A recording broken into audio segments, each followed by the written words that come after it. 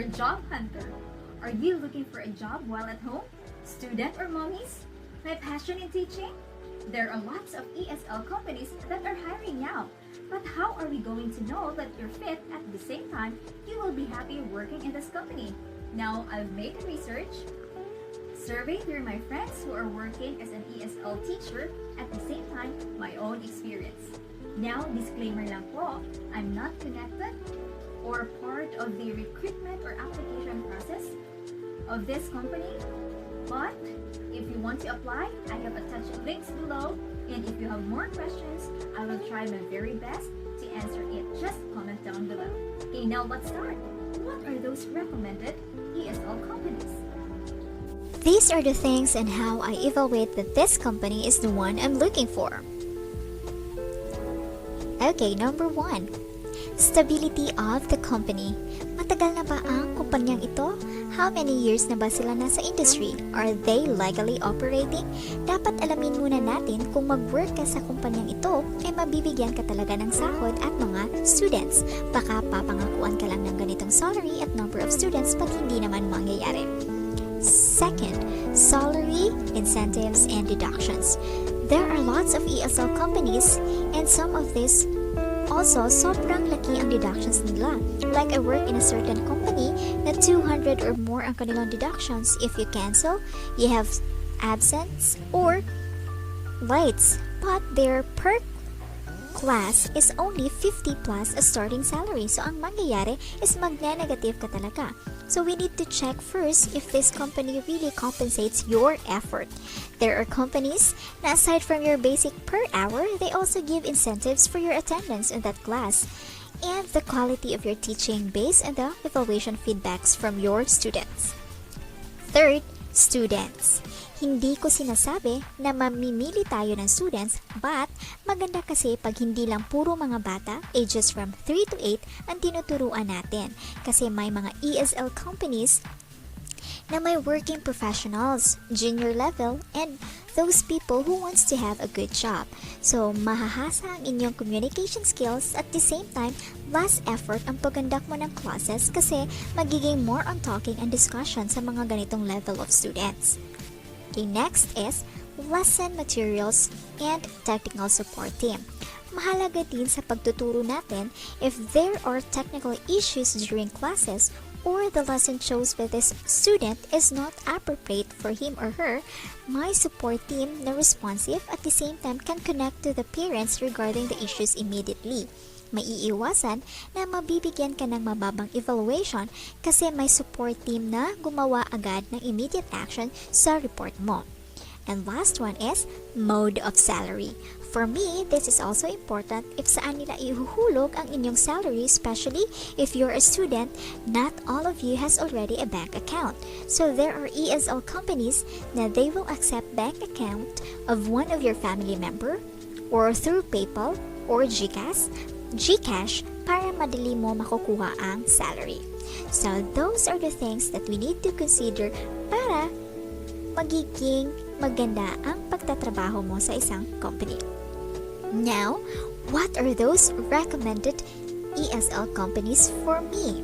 First is Tutor ABC or itutor. So ano ba ang Tutor ABC? So Tutor Group welcomes anyone with a passion for teaching. Now, here are the following benefits if you work in Tutor ABC. First is flexible schedule. So it means that you can choose your working hours. So if you want to have or another job, still you can do it. If you're a mom or a student, still you can open slots according to your vacant time. Next is supportive staff. So if you want to ask something, clarification about your class, questions about or what happened to your class, so there are support team that can immediately respond your queries. Third is learning materials are provided. So the only thing that you'll do is to prepare yourself to teach and be engaged to your student. Okay, so for their students, ages from 5 to 18, there are also university students, working professionals, parents, and retired workers. And the last one is salary. So dito sa Tutor ABC, so you will receive dollars. So for their 25 minutes, you will receive 2.53.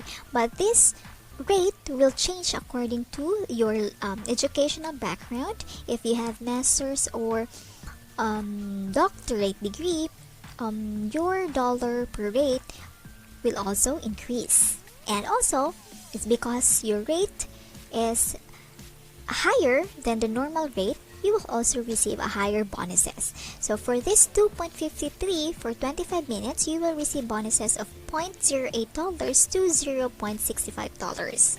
For 45 minutes, you will receive $3.45, and then there will be a percentage of the bonuses for your regular rate. So yun ang kagandahan sa Tutor ABC. If you have more credentials, more rate for you. Okay, what are the requirements? Now, here are the following requirements. English speaker at an idiomatic level, bachelor's degree or above. So, education majors are preferred. And next is you should have TESOL, TOEFL, self-taught teaching license. And then number 4, recognized teaching experience. Number 5, commitment of 6 peak hours per week. And a computer with Windows or Mac OS. So desktop and laptop are also acceptable. So yon. Now, for their application process, first is you need to do or create your profile. You need to be honest and fill outing the form. Second is for the interview. So ang kagandahan dito sa Tutor ABC are recorded ang mga questions. So for the first question, you are given time before you record your answer. You still have lots of time to finish it. At the same time, if you are not satisfied of your first answer, so you can record it for the second time. But you are only given twice to record or redo your answers. So you are given 2 minutes to really express yourself. Okay, next, onboarding. Pag nakapasa ka na sa interview, so magsisend sila ng email sa iyo if you pass the interview. So, you are now on the third step, onboarding, but you will still need to answer their videos, PPTs, okay, and then you need to study it and then you answer. And if you completed all those 3, then you will proceed to agreement signing and you're now ready to go.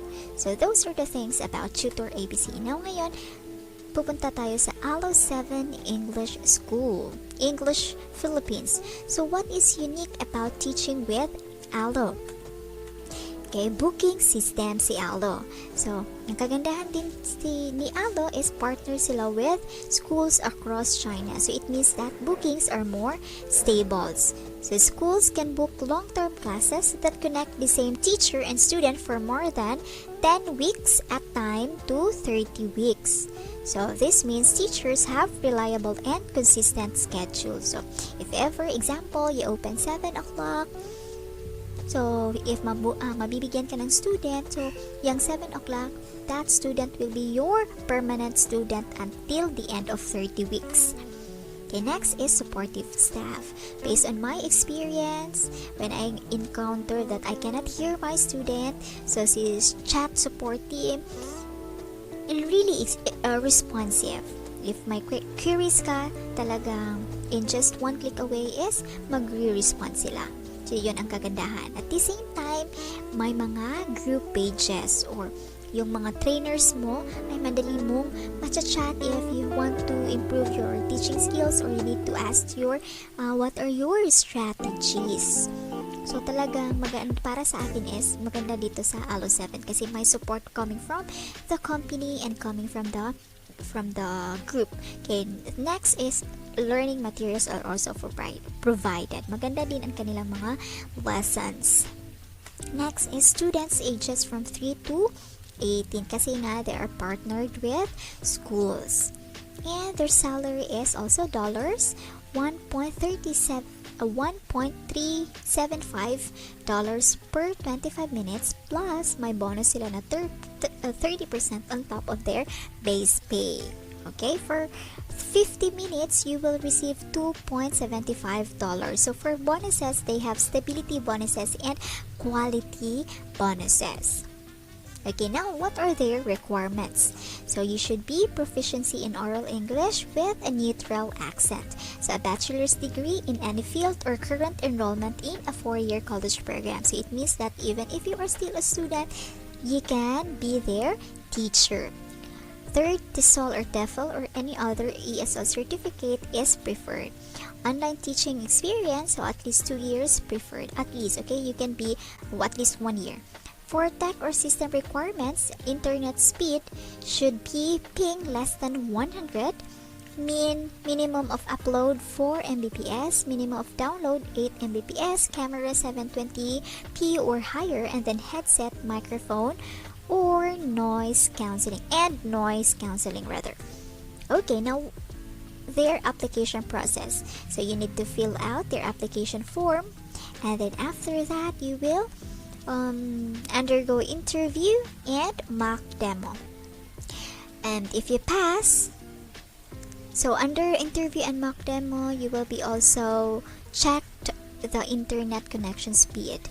If you pass, then you will continue to contract signing with personal introduction, video, and your self-introduction, and then onboard and orientation. So here in onboarding and orientation, you still need to answer some questions. There are study guides given, and then here certification program, so the study guide are given, and then you will answer all the quiz. So if you answered and you passed the quiz, you will receive a TEYL certificate. So that's really great. And then you are now ready to go. Okay, next, let's have my number 3 is Ingo or Ingo. Ingo is the biggest and the fastest growing online English school in Philippines and in Japan. So what's good in Ingo? They still flexible schedule. You can choose your own schedule based on your availability. Supported staff, learning materials are also provided, and then students ages 3 to working professionals and retired workers. So here in this company, there will be lots of diverse kind of students, Japanese, Koreans, Taiwanese, and etc. And the salary is 60 per 25 minutes. So what are their requirements? At least 18 years old. So, ibig sabihin, student, pwede ka. Meron na akong kakilala na student na first year college pa lang siya, and she is earning a lot here in this company kasi stable nga ang company at marami siyang students. Next, proficient in English. Meron kang headset and webcam, laptop or desktop, and high-speed internet connection. Their application process. So you need to fill out the registration form, and then English and internet connection speed. So dito sa second step, there are also questions. You are given 3 questions. If it's correct, I forgot how many questions. So you will be given 1 or 2 minutes. I also forgot the exact minutes, and then you'll record your answer. And if you're not satisfied, you can redo it, but another questions will be popped up. It's not the same question that was given to you. So it should be another question. And then you need to pronounce properly. You need to make sure that you really, the grammar also are also very important. And then internet connection test if you are not logged or you're not freezing. So third is, after that, if you pass the second one, you will receive the training materials, and you need to complete the training, and then you will have a demo lesson, and you will now start teaching. Okay, so those are the things that you need to remember in Ingo, Philippines. Okay, next, my fourth is Native Camp. So Native Camp provides full flexibility and many benefits to their teachers and students, along with easy-to-use platform for online English lessons. So here in Native Camp, still flexible working hours, supportive staff, training and teaching material are always available. So ang kagandahan dito sa native camp kasi yung lesson guide nila is very informative, madaling sundan, at saka really maganda yung teaching materials nila. For students, they will also have ages 3 to working professionals and retired workers. And based on my friend, according to her, usually working professionals yung sa kanya, or yung mga retired, or yung mga higher level. So, hindi siya mahirap turuan, or hindi talaga sobrang effort na kailangan i-catch mga attention ni student. So, yun ang kagandahan sa native camp para sa akin, yung learning materials nila at saka yung kind of students. Even though hindi kalakihan ang salary nila, pero if consistent naman, tapos hindi naman stressful, so maganda pa rin. So, for their salary is 57.2 per 25 minutes plus may 550 kang bonus for 100 classes for 15 days. Yun. Next is, ano ba ang kanilang mga requirements? So, at least 18 years old sa student, pwede ka dito. Teaching experience is not required. So, yun ang kagandahan dito, even if hindi ka patapos. So, kahit sino ay pwedeng makapagturo. Basta meron kang skills, teaching skills, communication skills, papasa ka dito. At saka technicalities, kailangan mo din. So, you need to have laptop or PC with webcam, headset with microphone. Stable and quick internet connection. So, minimum required is only 2 Mbps. Dapat meron kang Google Chrome or Mozilla Firefox. So, what are their application process? So, you need to fill out the application form, and then you need to pass this English proficiency test. So 40 items for 20 minutes. So the test, as far as I remembered, meron siyang vocabulary, grammar, and then comprehension. So, and then after that, if you pass, you need to undergo system check if your computer or your desktop is really operating. Tapos, if you have a camera, good camera, you also have a headset. And then, after that, if you pass, you will now proceed to learning kit. So, this learning kit, you will be given a guide, a video, a demo lesson video, samples, steps. Dapat aralin mo siya kasi after mong makita yon, or kailangan mong i-download or pag-aralan, pagkatapos yan is kailangan mag-book ka ng time kung kailan ka mag-demo. So, the demo lesson, and then after you pass on the demo lesson, you will proceed to account information. So, magkakaroon, kailangan mag-fill out ka ng mga personal introduction mo na dapat you can persuade or magka-interest yung students mo na ikaw ang kunin na maging teacher. At yun. Next, last one is the rare job. So, for rare job is top online English school in Japan with the largest number of students. So, what's good, or what are the benefits in rare jobs? It's the same, flexible schedule, reliable staff, teaching material always available, students or Japan students, kids to working professionals, and as we all know that Japan is really a good country with good people, well-mannered people. So, yun ang kagandahan. Hindi siya hindi magiging salbahe yung mga student mo, so mga well-mannered yung mga student mo. For their salary, $3 to $5 per 25 minutes plus incentives for perfect attendance and evaluation coming from your students. So what are their requirements? Their requirements, at least 18 years old, has basic computer literacy, highly proficient in English, must currently residing in the Philippines, can provide a Philippine tax identification number, laptop, desktop, headset, microphone. Internet connection upload should be 3 to 15 Mbps. The minimum is only 3. Ping must be less than 100. So, their application process, so your registration, and then screening. So, dito sa screening, you will undergo English proficiency test. So, sa EPT, meron silang conversation, grammar, vocabulary, and comprehension. So, per item, for conversation, you will have 10, so you need to pass 7. If you have 20, you need to pass 16. Vocabulary and comprehension. So, kailangan makapasa muna ka sa EPT so you can proceed to book a schedule for interview. Okay? So, kailangan ka mabilis. Kailangan always kang updated kasi based on my experience, hindi madaling makapag-book for an interview. Like for me, it took me 3 days para makapag-book ng interview after my EPT test. Kasi always fully book ang kanilang mga schedule. So, book for a schedule for the interview and then there will be instruction kung ano ang gagawin mo sa interview.